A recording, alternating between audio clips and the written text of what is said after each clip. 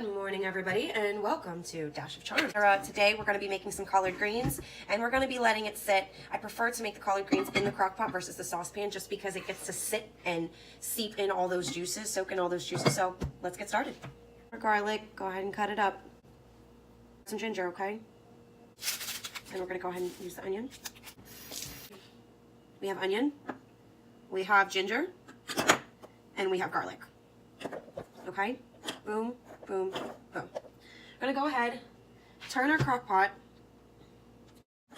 take the onion, dump it in, take the ginger, dump it in, take the garlic, dump it in. Right, go ahead and mix that around. See, in the pot, we've already got our turkey. We're gonna put in some water.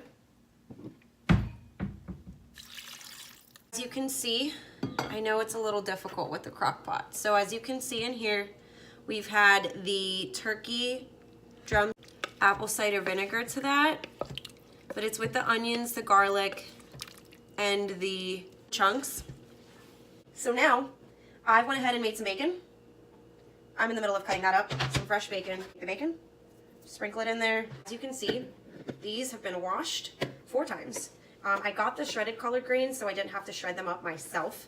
However, I did have to pick off some of the parts of the stem. So check on it, and that's it.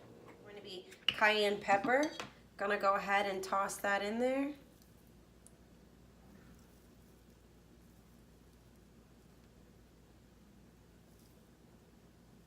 Cayenne pepper, don't forget to toss that in there. And then if I can find a way to stir this up.